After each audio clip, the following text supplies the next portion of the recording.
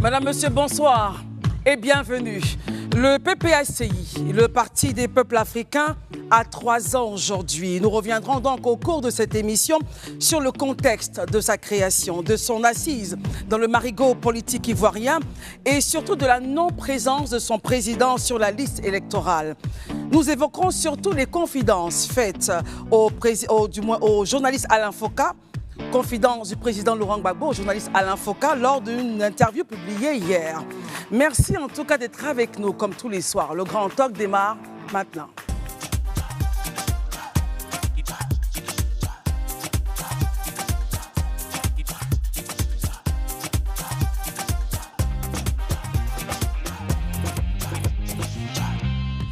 Merci d'être avec nous comme tous les soirs. Nous sommes là pour éplucher l'actualité sociopolitique ivoirienne et internationale. Ce soir, c'est Fabrice Lago, connu sous le nom de Steve Biko, qui nous accompagne. Il est secrétaire national technique en charge du marketing politique au PPACI.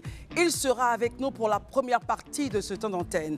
Herman Aboua également nous accompagne. Herman, bonsoir. Élisée, bonsoir. Bonsoir. Marius, bonsoir. Bonsoir Christelle, Daouda. bonsoir à tous Bonsoir et à toutes. Christelle, bonsoir à tous et bonsoir chez vous. Monsieur Lago Fabrice, bonsoir, merci d'être là. Bonsoir, c'est moi qui vous remercie. Nous sommes heureuses de recevoir le PPACI après quand même 2 ans d'absence sur ce plateau. Merci. En effet, Alors, nous sommes contents d'être de retour. merci beaucoup. Alors, parlons, vous avez 3 ans aujourd'hui, votre parti politique a 3 ans aujourd'hui. Essayons de revenir un peu sur le contexte de sa création. On sait bien que ça a été fondé en 2021 dans le sillage du retour du président Laurent Gbagbo en Côte d'Ivoire. Que devons-nous savoir de plus? Effectivement, le président Laurent Gbagbo, après un procès qui lui a été intenté devant la Cour pénale internationale par le régime Ouattara, a été acquitté, donc innocenté de toutes les allégations portées contre lui.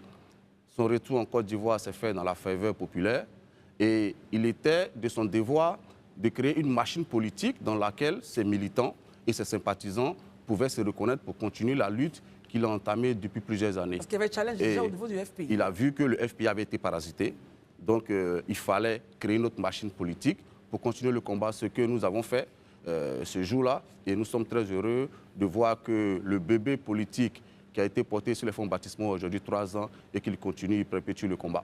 Alors, pourquoi principalement ce non-parti des peuples africains? Madame, vous savez, le président Laurent Gbagbo a quitté le pouvoir dans les conditions que nous connaissons. Et il faut tirer des leçons des crises que nous connaissons. Et la crise que nous avons vécue en Côte d'Ivoire, nous avons estimé que certains pays africains n'ont pas assez compris le combat que nous menions aujourd'hui en Côte d'Ivoire. Et on peut le constater aujourd'hui dans la sous-région où les slogans du président Laurent Gbagbo sont repris à satiété. Donc nous avons estimé qu'aucun pays africain en l'état actuel n'est assez fort pour se libérer du joug du néocolonialisme.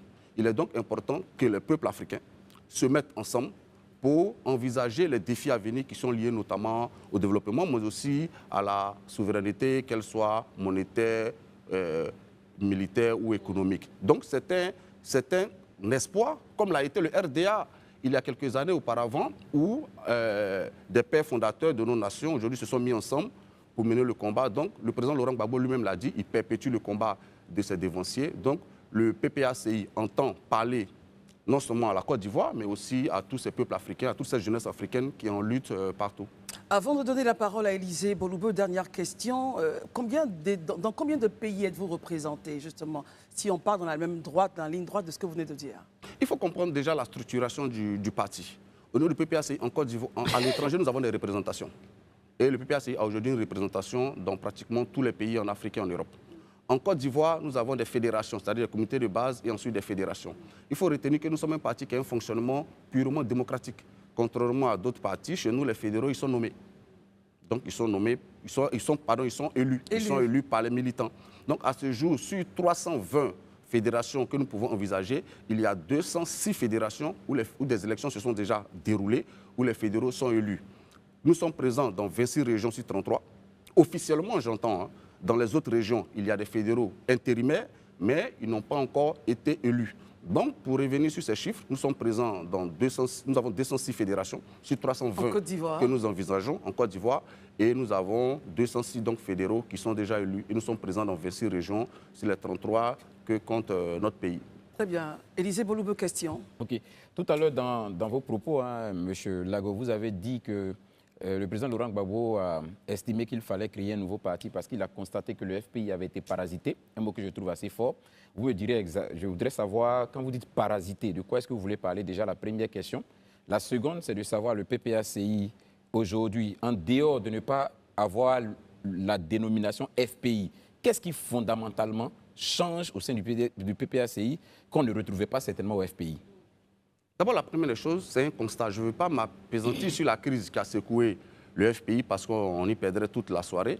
Mais quand je parle de parasité, il faut regarder les faits actuels. Le FPI, il y a une tentative encore de parasite qui est en cours, qui tente d'atteindre Pascal Affi-N'Guessan. Donc, quand le président Laurent Gbagbo a perdu le pouvoir, il faut se rappeler qu'il y a des chefs d'État, le chef de l'État et ses partisans ont promis de faire disparaître le FPI.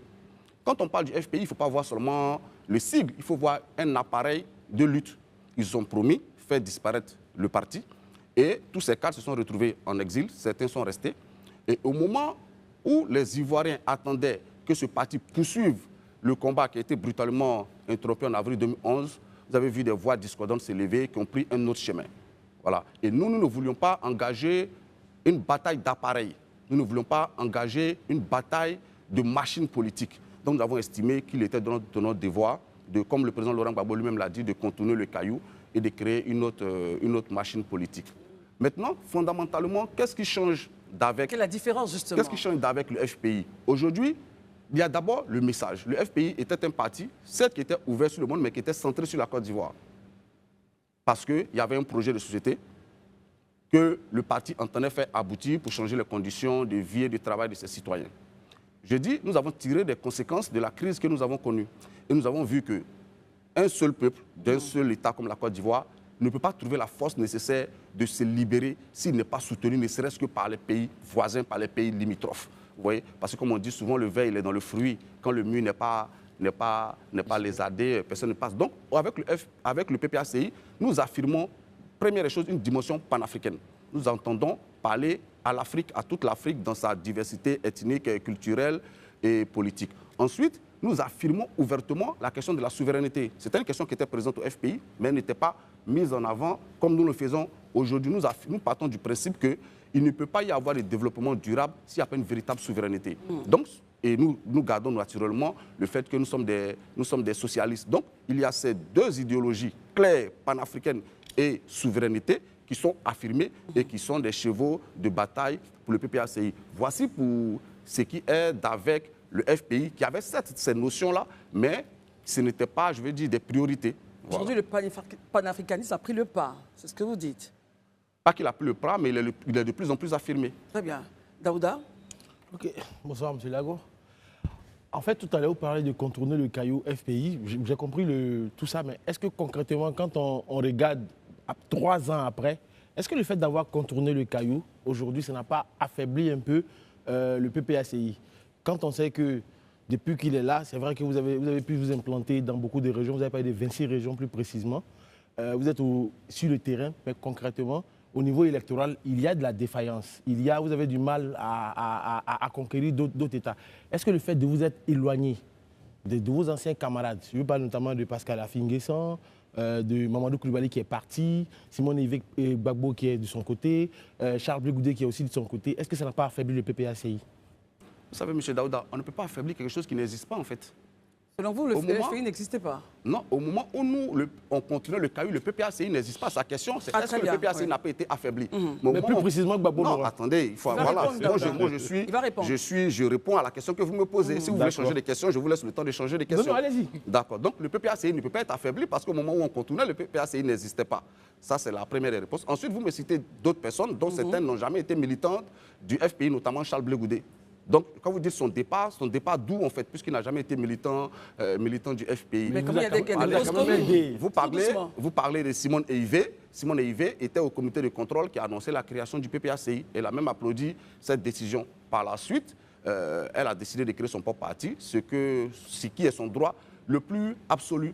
Et vous parlez des défaillances électorales. Mais si j'aime bien cette question, vous me permettez de l'aborder. Vous savez, je vous mets au défi de me trouver un seul parti politique en Afrique et même dans le monde qui a connu la violence que nous avons connue en 2011, qui a vu son chef, tel que nous avons vu le président Laurent Gbagbo en avril 2011, et qui a réussi à se reconstituer quelques années auparavant et à être un parti qui compte dans le paysage politique. Vous n'en trouverez pas.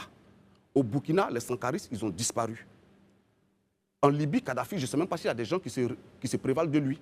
Et je peux vous citer 10 pays africains comme ça, où des leaders qui étaient très importants, quand ils ont connu ce genre de violence-là, leur parti a disparu. Donc, le fait qu'aujourd'hui, on parle encore de pro-Gbagbo en Côte d'Ivoire, on le doit à la ténacité de nos militants. Et je pense que cela est à saluer. Parce que dans d'autres circonstances, il y a des formations politiques qui ont disparu. C'est la bravoure, le courage et la formation idéologique de nos militants qui nous permet de rester. Donc, quand vous parlez des dernières élections, monsieur, n'oubliez pas que nos cadres sont partis en exil. Ce sont les cadres qui, à la base, font la vitalité du parti. Mais quand vous avez un parti dont une partie des cadres se retrouve en exil, quand vous avez une autre partie qui est en prison pendant 10 années, loin des militants, à quoi vous attendez? Moi, j'estime que les scores que nous avons faits, ce sont des scores très honorables dans les conditions que nous connaissons avec une liste électorale dont on parlera après. Donc, je suis très fier du résultat que nous avons obtenu. Si nous contextualisons les choses, voilà. Donc, vous ne me direz pas que le PPACI en Côte d'Ivoire pessimiste. Mais nous sommes conscients que, quand vous voyez Katina, par exemple, qui était candidat à Port-Boué, Katina a fait 10 ans sans mettre les pieds à Port-Boué.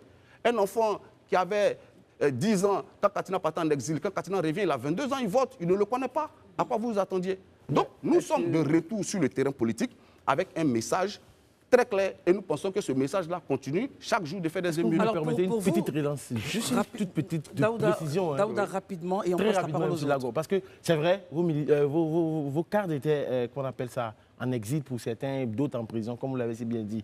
Mais concrètement, est-ce que ce n'est pas parce que concrètement, vous avez refusé en fait de participer au processus? Parce qu'en son temps, même si vous avez évité de parler du conflit entre le FPI, au sein du FPI, est-ce que si, en son temps, le FPI de Pascal Affi-N'Guessan allait dans cette bataille-là, est-ce qu'il n'allait pas gagner du terrain? Citez-moi les partis qui sont allés dans cette bataille qui ont gagné du terrain. Non. Le FPI a fait ce que... Mais en même temps, il était en bataille avec l'EDS. On est d'accord. Permettons à ce qu'il reprenne. Je dis que vous ne trouverez aucun parti politique en Côte d'Ivoire qui a suivi la logique que vous voulez. Si vous voulez mettre même des partis qui sont proches du pouvoir, citons le parti de Marat Henriette Lagou, ils ont combien d'élus? Ils sont pourtant à la CEI où ils représentent prétendument l'opposition. Pendant le parti de Cabra Apia, Feu Cabra Apia, qui représente prétendument l'opposition à la CEI, ils ont combien d'élus? Je vous mets au défi de me dire tous les partis qui sont allés dans le sens voulu par ceux dont vous parlez et qui ont des élus qui comptent. Pourtant, le PPACI compte dans la sphère politique, sauf si vous voulez me dire le contraire. Donc, monsieur, nous avons suivi notre voie. Nous pensons que c'est la voie que les militants attendaient de nous. Nous sommes un parti d'opposition, un parti socialiste, et nous représentons une alternative crédible à la gouvernance actuelle. Écoutons Herman Aboua. Monsieur Fabrice Lago, moi, je voudrais vous ramener aujourd'hui. Est-ce qu'à l'heure actuelle, on sent qu'au niveau de l'opposition, les choses bougent, il y a des groupements qui se forment, il y a eu l'appel de Bonois, il y a aussi la formation, le groupement, la plateforme créée par Simon Gbagbo. Aujourd'hui, tous les partis d'opposition que vous avez invités ne sont pas encore avec vous. Est-ce qu'aujourd'hui, le contenu de l'appel de Bonois est disponible? Si oui, est-ce que les partis politiques que vous invitez à intégrer votre appel de Bonois, est-ce qu'ils ont répondu? Est-ce qu'ils ont la copie de ce contenu? C'est ma première question. Rapidement. Et finalement, quel regard du PPACI sur l'union de l'opposition initiée par Simon Gbagbo? D'abord ça, et je vais chuter finalement avec... Non, je chute, c'est la même chose. Oui, aujourd'hui, on constate plus ou moins que au niveau... Le PPACI aussi s'intéresse plus ou moins à la vie privée de l'ex-couple Gbagbo, puisque le PPACI a eu à interpeller un média international sur l'usage du nom Gbagbo pour Mme Gbagbo. Est-ce que ces genres de combats-là, qu'est-ce qui forge le PPACI à se lancer dans ce genre de combat? On va aller très rapidement parce qu'il y a 3 questions. Herman, c'était très long. On va aller sur la première question. Je vais aller dans le sens inverse. Je vais commencer par la dernière question. Oui. Voilà, je pense que comme ça, vous voyez... Le communiqué produit pour un... Non, c'est même pas le communiqué, ne serait-ce que sur l'appellation. Vous savez, oui. Vous êtes des journalistes, vous êtes des hommes des médias. Et à ce sens-là, moi, je vous invite à vous fonder sur des faits factuels. Vous voyez, je ne veux pas m'appesantir dessus parce que ce n'est pas l'objet de ma présence ici. Mais ce que nous disons, c'est que Mme Simone Eivé n'est plus fondée à porter le nom Gbagbo. Ce n'est pas de la bagarre, en fait, c'est du droit. Donc, quand vous êtes des journalistes, des hommes des médias, que vous êtes écoutés par des Ivoiriens, nous, voici ce que nous disons. Est-ce que c'est le PPACI qui devait porter cela et non pas le conseil de... Moi, je vous donne... Vous savez, je vais vous donner des exemples. Non, je vais vous donner des exemples. Moi, je suis secrétaire national technique du PPACI en charge du marketing politique. Et à ce titre-là, je fais un produit qui s'appelle Laurent Gbagbo. Je fais un produit qui s'appelle Gbagbo. Et il n'est pas exclu qu'on arrive à l'élection présidentielle avec 2 Gbagbo comme candidat. Est-ce que vous pensez que cela me facilite la tâche? C'est ça votre inquiétude? De manière technique. Je vous prends un exemple qui est en rapport avec mes prérogatives.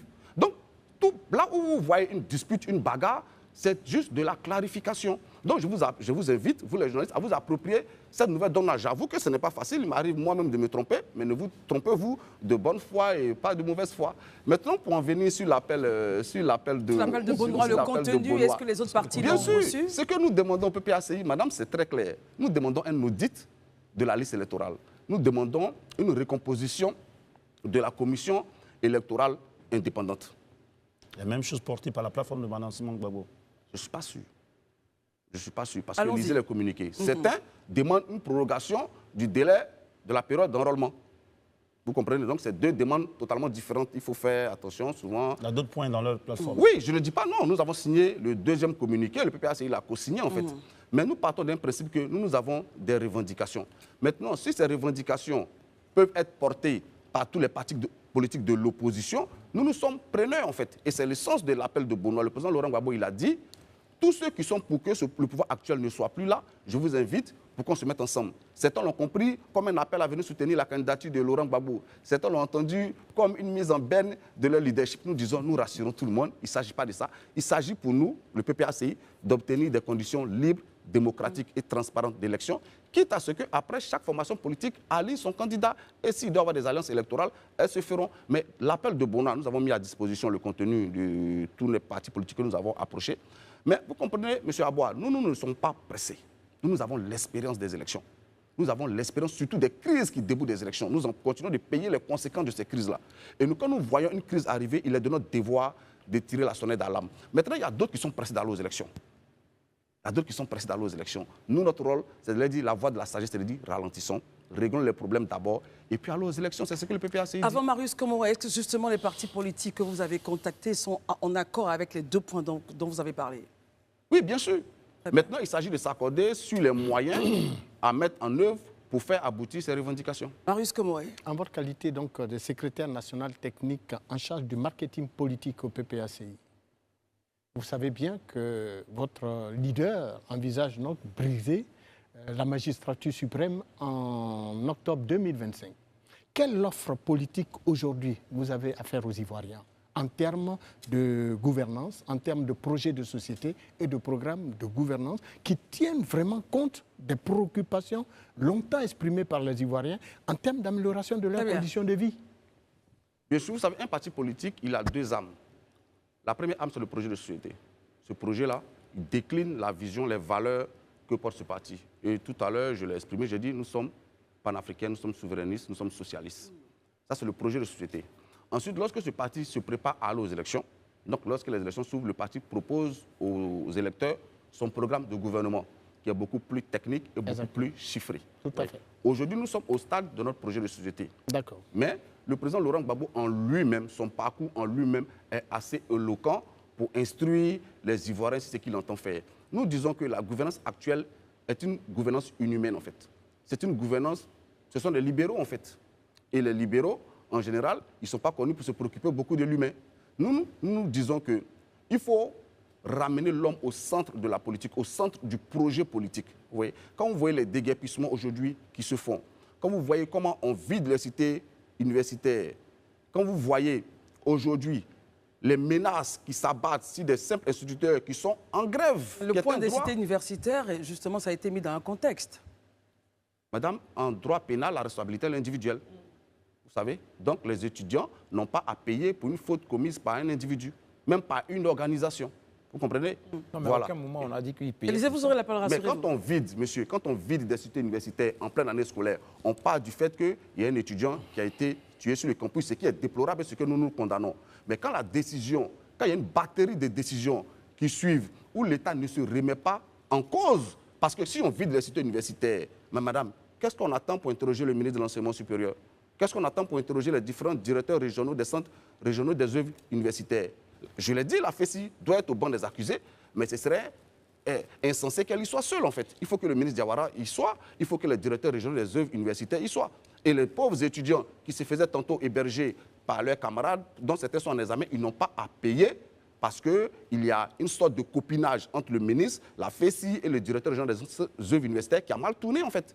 Élisée Boulouba. Ok, moi je voudrais revenir sur la... Vous avez dit quelque chose de fondamental tout à l'heure, ou du moins quelque chose qui m'a attiré mon attention, sur le fait que le président Laurent Gbagbo, comme nous tous on le sait, veut briguer la magistrature. Mais est-ce que vous ne percevez pas, ou du moins, dans la démarche, vous ne comprenez pas la perception de certains Ivoiriens qui voient en votre démarche l'absolutisme Gbagbo? Je m'explique. L'absolutisme Gbagbo, pourquoi? Le président Gbagbo à La Haye, il est en prison. Il y a une crise qui naît au FPI où on dit que le président Gbagbo est candidat pour être président du FPI. Pendant qu'il est en prison, à La Haye, le président Gbagbo sort, il vient, il confirme effectivement son intention, ou du moins ce qu'on pensait, justement qu'il était l'instigateur du fait qu'il voulait être président du parti. Il contourne donc cet obstacle et il décide d'être candidat. Là, il est sous le coup d'une peine d'emprisonnement et qui fait donc qu'il ne peut pas être candidat, d'une décision judiciaire qui fait qu'il ne peut pas être candidat, mais vous maintenez que c'est lui qu'il faut absolument comme votre candidat. Est-ce qu'il n'y a pas un absolutisme Gbagbo dans l'esprit qui fait qu'aujourd'hui, certains Ivoiriens, à raison, peuvent dire que vous êtes des gors, c'est-à-dire des Gbagbouriens? Sur cette question, je suis très à l'aise et je vais vous faire une anecdote. Allez-y. Pendant que le président Laurent Gbagbo était à la CPI, nous, on rencontrait des chefs d'État, des hommes politiques, des leaders d'opinion européens et tout, pour faire du lobbying justement sur son cas. Et nous avons rencontré certains, la majorité en tout cas qui étaient européens, nous disaient, en tout cas à moi, ils me l'ont déjà dit, écoute, tu n'as même pas 40 ans, écoute, tu as quoi à te battre pour quelqu'un qui a 70 ans passés, pourquoi tu ne te construirais pas toi-même une carrière politique, tu es assez brillant, vous avez des gens brillants au PPACI, au FPI, en tout cas d'alors, dans la gauche, pourquoi un autre? Et qu'est-ce que vous avez répondu? Madame, nous sommes de gauche et nous sommes un parti de combattants. Et quand un camarade, du fait de la lutte commune que nous menons, se retrouve entre les fers, on ne l'abandonne pas. C'est un principe sacro-saint qui est lié à la gauche. Et donc, quand le président Laurent Gbagbo est détenu à la CPI et qu'il y est du fait de la lutte que nous avons tous menée, il est de notre devoir de faire en sorte de le libérer. Maintenant, Élysée, le maître président du FPI, ce n'est pas l'objectif, c'est un moyen. C'est un moyen pour faire en sorte qu'il soit toujours dans l'actualité nationale et internationale. Et peut-être que c'est parce que nous l'avons réussi qu'aujourd'hui, il a recouvré la liberté parce qu'on lui promettait qu'il ne serait jamais libre. Donc, nous disons que deux choses. Première chose, nous sommes de gauche et pour nous, c'est la solidarité. Solidarité envers les camarades de lutte, mais aussi solidarité envers les populations. Deuxième chose, c'est qu'on ne s'accommode pas d'une injustice, on la dénonce et on la combat. Et quand un camarade de lutte est aujourd'hui victime d'une injustice, mais il est de notre devoir de le mettre au centre de nos revendications. Et je vais vous faire une confidence. Peut-être même que si le président Laurent Gbagbo n'avait pas été privé de ses droits civiques, peut-être que s'il avait été sur la liste électorale normalement, peut-être que si on l'avait laissé candidater, mais peut-être qu'au PPACI, les gens lui auraient dit, écoute, président, passe la main à quelqu'un d'autre. Mais du fait qu'on utilise des artifices juridiques pour l'empêcher de candidater, ne serait-ce que par solidarité, nous sommes obligés de dire c'est lui qui est notre candidat. Deuxième chose, les élections, ce n'est pas les Jeux Olympiques. C'est-à-dire? On ne va pas pour participer, on va pour gagner. Et quand on veut gagner, on aligne le meilleur candidat qu'on ait. Mais pas à tout prix, mille prix quand même. Au mépris de quoi? Pas à tout prix, mille prix. Au prix de la justice. Vous comprenez? Donc, nous estimons que, d'entre nous, celui qui aujourd'hui a l'expérience nécessaire pour rassembler la Côte d'Ivoire, pour rassembler les Ivoiriens, pour ouvrir des perspectives nouvelles sur l'Afrique et sur le monde, celui qui a une vision claire des enjeux du siècle présent, il s'appelle le président Laurent Gbagbo. Oui. Donc, alors, ce n'est pas être du Gbagbo ou rien. Nous disons que nous avons un candidat et il faut qu'on le laisse aller à la compétition. Et puis, si les Ivoiriens ne le choisissent pas, nous en tirerons les conséquences. Comment comptez-vous faire justement pour qu'il soit inscrit sur la liste électorale? Parce que pour l'instant, ce n'est pas le cas. Vous savez, j'écoute régulièrement le président de la CEI qui évoque le droit, qui cite des articles, mais en fait, qui est la première personne qui viole le droit en Côte d'Ivoire. Parce que l'article 6, alinéa 3 du Code électoral dit quoi? Que la mise à jour de la liste électorale a lieu tous les ans. Quand le président de la CEI lui-même ne respecte pas cette disposition, mais il est le premier qui viole la loi. Donc il est très mal placé pour citer la loi, parce que la loi l'a perdue depuis longtemps. Madame, je vais vous dire, la liste électorale, tous les ans, doit être mise à jour. Elle doit être mise à chaque année, tous les ans. Et l'État de Côte d'Ivoire dégage de l'argent pour que cela soit fait tous les ans. Madame, en 2021, il y a eu 20 milliards qui étaient dégagés par le contribuable ivoirien pour la mise à jour de la liste électorale. En 2023, il y a eu 19 milliards. Ces 2 années, il n'y a pas eu de mise à jour de la liste électorale. C'est factuel. On peut le vérifier. Prenez prenez le budget de l'État du Côte d'Ivoire pour ces années que je viens de vous donner, vous verrez qu'il y a de l'argent qui a été dégagé par l'État du Côte d'Ivoire pour la mise à jour du fichier électoral. Maintenant, si ce n'est pas à jour, madame, nous sommes fondés à demander cet argent passé où? Il faut bien qu'on nous explique. Vous l'avez fait? Ah, en tout cas, nous sommes en train de le faire via Live TV, comme il vient souvent à Live TV. Je vous confie aussi cette commission. Et puis... Vous êtes un provocateur. Non, je vous confie, il vient souvent et tout. ici. Non, pas du tout, pas provocateur, nous sommes factuels. Maintenant, Donc vous dites 20 milliards pour la première année et 19, c'est ce que vous dites? ah oui, ça fait 39 milliards, ce serait bien qu'on nous explique. Très bien. Comme Daouda a son téléphone, il peut vérifier que ces 2 années, il n'y a pas eu de révision de la liste électorale. Maintenant, pour en venir à ce que nous entendons faire, il faut expliquer d'abord le contexte dans lequel le président Laurent Gbagbo est sorti de la liste électorale. Parce qu'on ne l'explique pas assez. Madame, le président Laurent Gbagbo a été acquitté par la CPI en 2018. C'est important de le préciser. Mais une condamnation pèse sur lui en Côte d'Ivoire. Oui, on va en venir. Moi, je suis là pour expliquer les choses. Très bien, allons-y. Et je vais être précis et factuel. Le président Laurent Gbagbo est acquitté par la Côte d'Ivoire en janvier 2019. Par la CPI, pardon. Par la CPI en janvier 2019. Et en novembre 2019, apparaît une condamnation pour le braquage de la BCEAO. C'est-à-dire la condamnation pour le braquage de la BCEAO devient définitive en novembre 2019. Je précise qu'il a été acquitté par la CPI en janvier 2019. Pour vous, vous y voyez donc... Le timing, madame. Le timing. Ensuite, pour en venir au procès lui-même, Kone Katina est considéré comme l'auteur du braquage. Les 3 autres accusés, c'est-à-dire Désiré Dallo, le Premier ministre Aké Ngbo et le président Laurent Gbagbo, sont considérés comme des complices. Le procès a lieu. L'audience a lieu.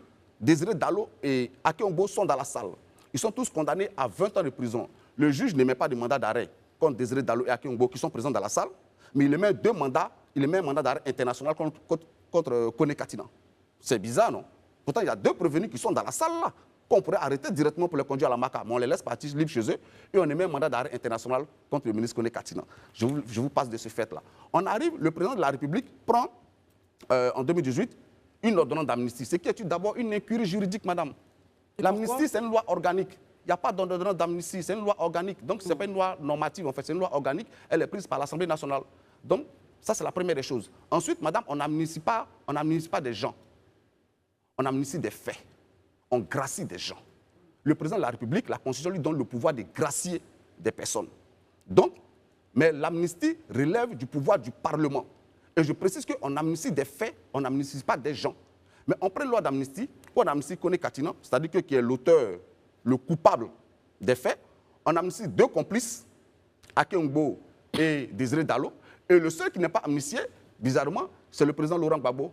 Et coïncidence pour coïncidence, il va savoir que c'est lui que le PPACI envisage de présenter à l'élection présidentielle. Madame, nous disons que c'est dommage pour la Côte d'Ivoire. Pardon, Très bien. Alors, rapidement, Élisée, ensuite Arman. Excusez les amis, je voulais rebondir sur ce qu'il est en train de dire, parce que je trouve que c'est quand même pertinent. Quand vous dites, par exemple, que c'est une loi, l'amnistie provient du Parlement, je veux dire que le PPACI, est-ce qu'il n'est pas en train de se contredire quand il dit que cela relève exclusivement du Parlement et dans le même temps, il ouvre un dialogue avec le pouvoir pour voir dans quelle mesure on trouve une alternative au retour de M. Laurent Gbagbo sur la liste. Est-ce que vous ne trouvez pas qu'il y a une incongruité en ce que vous êtes en train de dire? Pourquoi est-ce que vous ne faites pas le lobbying au niveau du Parlement, puisque c'est au Parlement qu'il revient absolument de prendre une loi d'amnistie pour ces faits-là? Comment est-ce que vous expliquez ça? Vous savez, M. Élisée, on ne va pas faire l'injure aux députés RADP de penser qu'ils ne voteraient pas selon les consignes de leur pouvoir. Oui. Ça veut dire quoi, M. Lago? Ils sont ultra majoritaires. Dans votre sens aussi. Ils sont ultra majoritaires à l'Assemblée nationale. Okay. Et nous savons comment fonctionne le Parlement. Si le pouvoir n'a pas décidé dans ce sens-là, le Parlement ne suivra. Donc vous n'avez pas faux aux institutions de la Côte d'Ivoire, M. Lago, c'est ce que vous dites? Madame, les institutions ne rassurent pas. Les institutions, en l'état actuel, elles ne rassurent pas ni le citoyen, ni les acteurs politiques que nous sommes. Et je viens de vous citer plusieurs éléments. En principe, dans un état de droit, la Cour suprême aurait cassé cette ordonnance d'amnistie qui n'a aucun fondement juridique. Il n'a pas répondu. Monsieur. Il n'a pas encore répondu. C'est sa réponse. Nous pensons que le pouvoir politique, on fait de la politique pour régler des problèmes.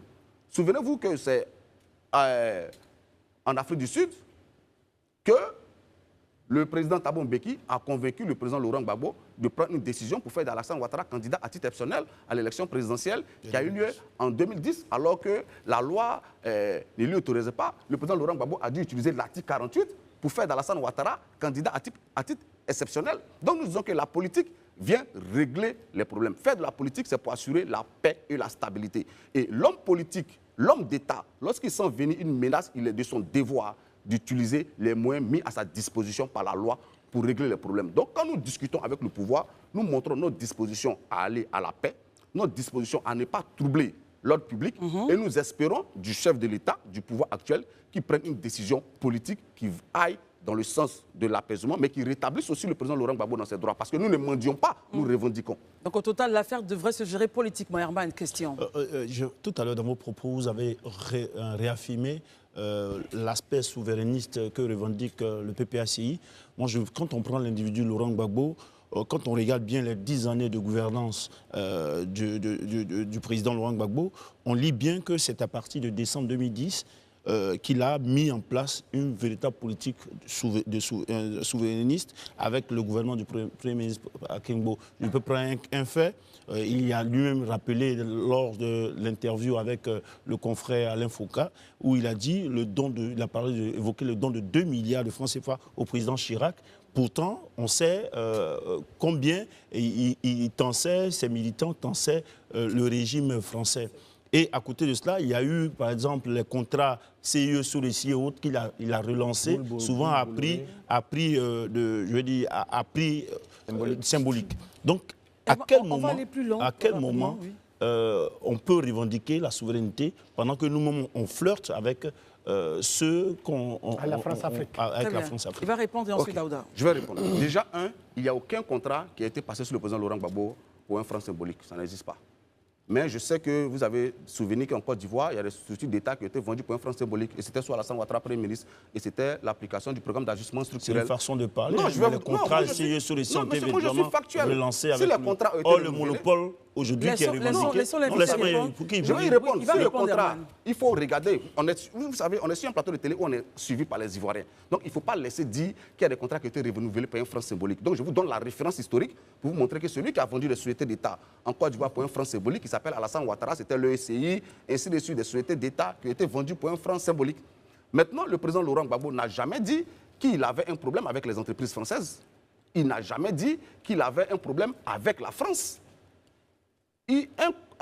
Un homme d'affaires français peut avoir des contrats en Côte d'Ivoire dès lors que la Côte d'Ivoire s'estime gagnante dans le contrat. Et je vous assure que si vous regardez le contrat d'avant Laurent Gbagbo et que vous regardez le contrat qui a été signé sur Laurent Gbagbo, ce n'est pas le même. Il est de votre devoir aussi d'aller chercher pour informer les Ivoiriens. Maintenant, sur les 2 milliards, sur les 2 milliards donnés au président à la page 49 du livre Plagier la vérité que le président Laurent Gbagbo a écrit à François Mattei, il en parle, il est le premier d'ailleurs à en parler. Le livre est sorti en 2014.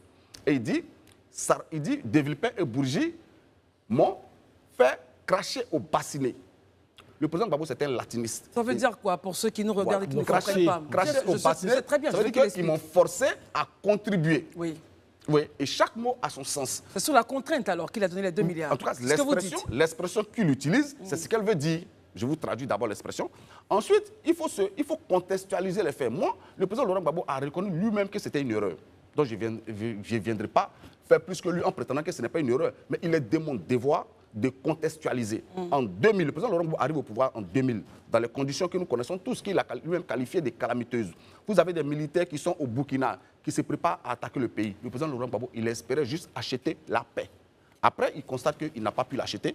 Il en tire les conclusions et il dit, effectivement, ils m'ont attaqué parce que plus jamais ils sont revenus me demander. Maintenant, comme il le dit lui-même, il faut poser la question de savoir. C'est une pratique qui est très ancienne. Il faut poser la question de savoir, est-ce que ces pratiques-là n'ont plus cours? On a vu ici le gouvernement, par exemple, actuel, qui a organisé l'anniversaire du président Macron à grande pompe. On a vu le Premier ministre. Non, je vous en parle. On est toujours sur les 2 milliards. Parce que ce sont sur les 2 milliards, je vous ai expliqué, madame. Ce sont des références que vous faites, en fait. Et je vous dis, oui, il est de notre devoir de comparer. J'ai dit, on a vu le gouvernement actuel organiser l'anniversaire d'un président français. C'était où ça?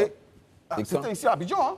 Le gouvernement organisé l'anniversaire. En tout cas, j'ai vu le Premier ministre de l'État de Côte d'Ivoire, M. Daniel Kablan-Dekan. Donc, soyez factuel. Messieurs, permettez à ce qu'il réponde. Monsieur, vous me laissez répondre. J'ai dit, allez-y. On a vu tout le gouvernement de Côte d'Ivoire à l'anniversaire du président français. Ça ne veut pas dire deux choses. Organiser l'anniversaire et être à l'anniversaire. S'il vous plaît. Et j'ai vu, non, mais ça parler.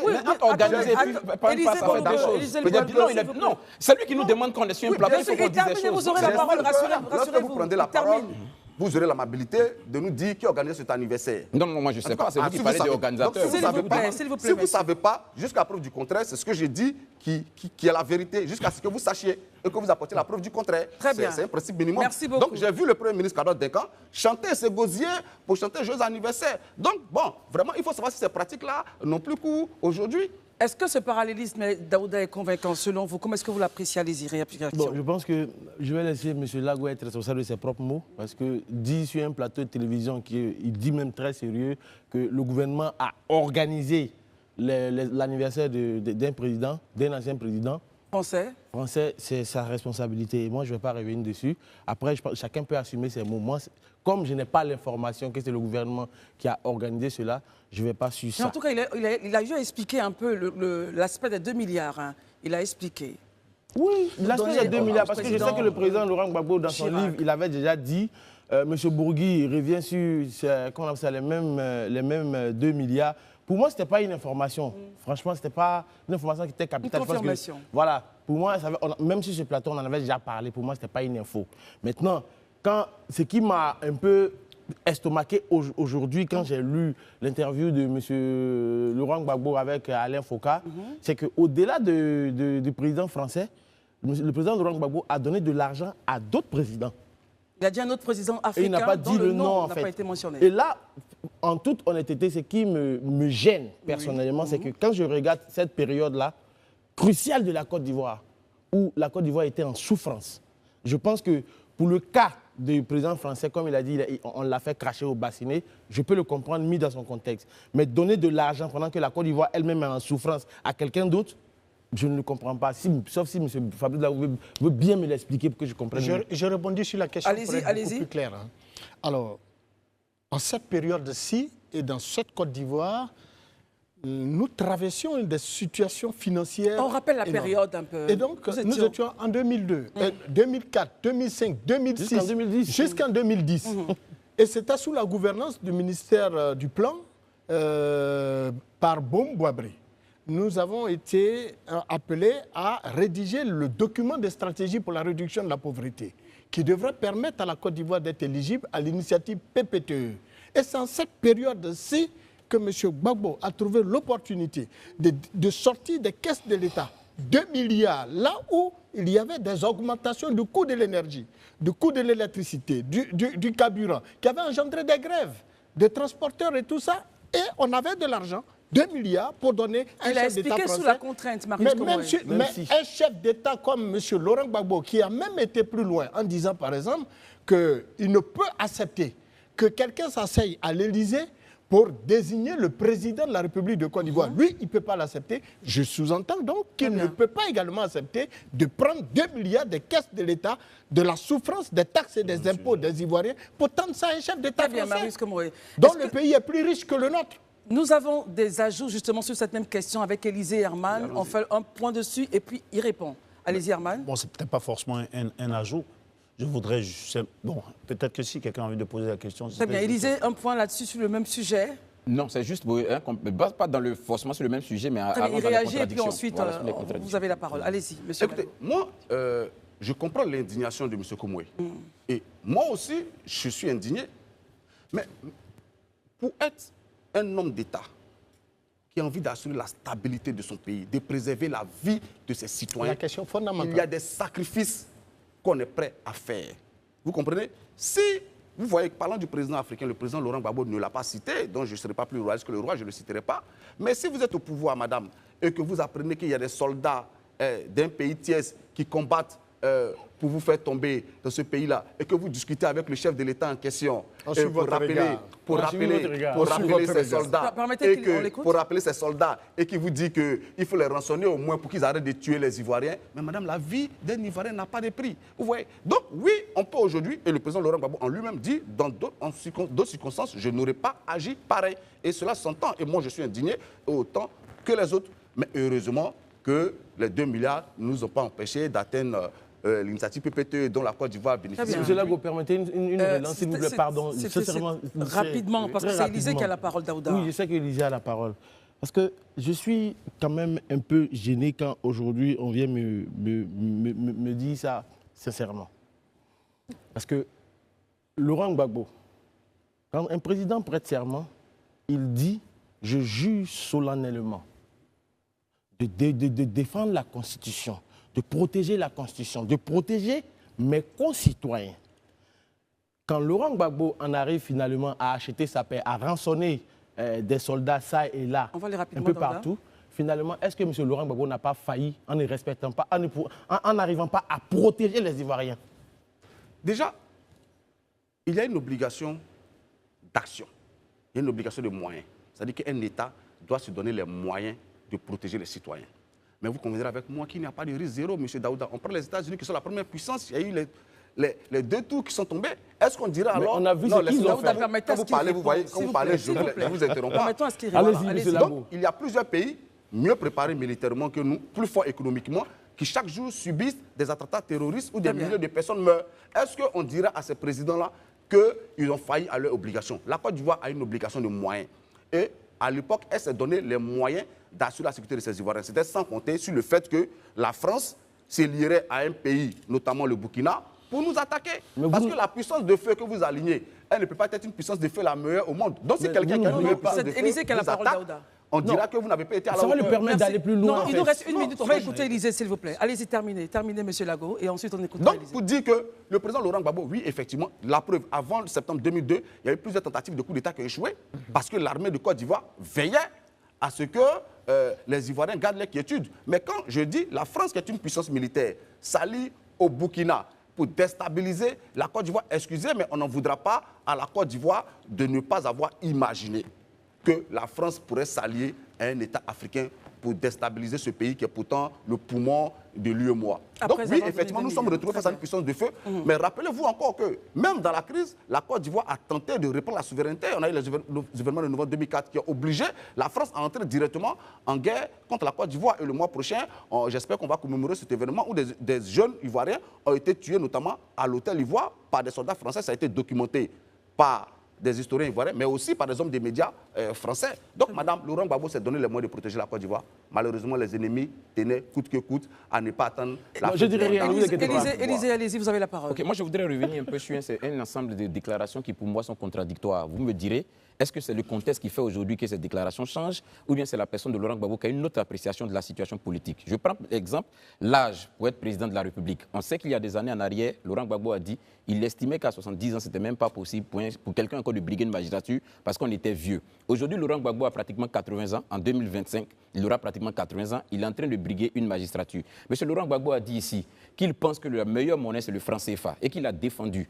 Hier, on l'a entendu dans le discours, dans son interview, il a dit qu'il faut qu'aujourd'hui, les Ivoiriens réfléchissent à une monnaie. On a vu Laurent Gbagbo ici qui a dit que la CEDEAO, c'est la meilleure organisation. Il pense qu'il faut la renforcer. Et même, il a invité le Ghana et le Nigeria à rejoindre même le franc CFA. Aujourd'hui, il estime que non, il faut qu'on revoie un certain nombre de choses. Est-ce qu'on est face à un homme qui est dans des contradictions ou c'est le contexte qui fait changer de parole à Laurent Gbagbo ou est-ce que M. Laurent Gbagbo est simplement quelqu'un qui, en fonction des circonstances, a une parole? Et ce sera la dernière prise de parole avant la fin.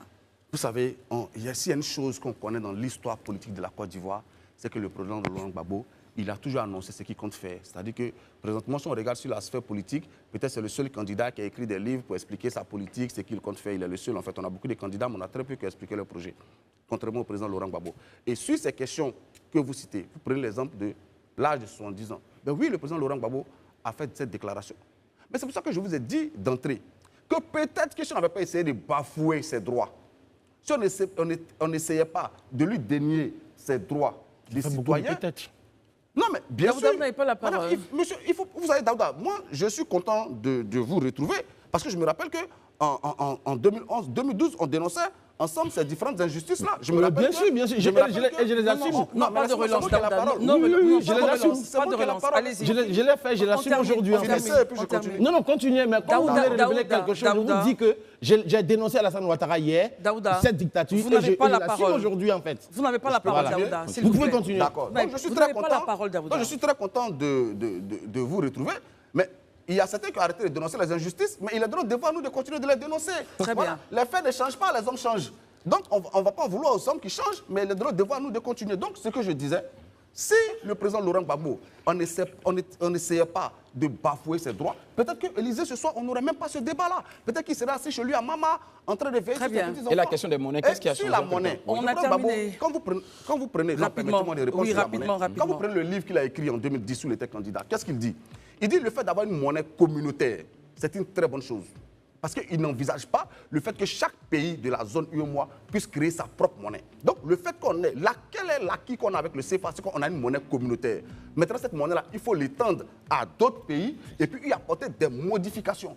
Donc, ce n'est pas, ne voyez pas le CFA comme colonie des Français d'Afrique. On dit le fait d'avoir une monnaie communautaire, c'est une bonne chose. Maintenant, il faut étendre cela pour que le Nigeria, le Ghana, qui sont des puissances économiques, viennent renforcer le pouvoir de cette monnaie. Donc, le président Gbagbo n'a pas changé. Il est toujours pour une monnaie communautaire, mais une monnaie faite par les Africains, dirigée par les Africains. Merci beaucoup. Pour les Africains. Voilà, je ne sais pas, je pense que vous avez évoqué aussi... oh là là, là on est vraiment hors temps. Oui, sur la CEDEAO. Mais entre la déclaration que vous citez, la déclaration que vous citez il y a 10 ans, et qu'est-ce qu'a fait le président? Parce qu'il condamne la CEDEAO. Il dit les faits pour lesquels il condamne la CEDEAO. Il dit qu'il y a des crises en Afrique de l'Ouest. La CEDEAO s'avère impuissante à résorber ces crises-là. Donc, elle ne sert plus à rien. Il faut réfléchir à notre organisation. Très bien. Merci beaucoup, monsieur Fabrice Lago, connu sous le nom de Steve Biko. Merci d'être venu sur ce plateau. Vous êtes le secrétaire national technique en charge du marketing politique du PPACI. Merci. Ce fut un plaisir de vous avoir sur ce plateau. Plaisir partagé. Et il est ouvert à tout moment. N'hésitez pas à revenir, s'il vous plaît. On reviendra. Il faut que je revoie mon ami Daouda. Non, bien sûr, il faut qu'on se revoie. Merci beaucoup. On se retrouve.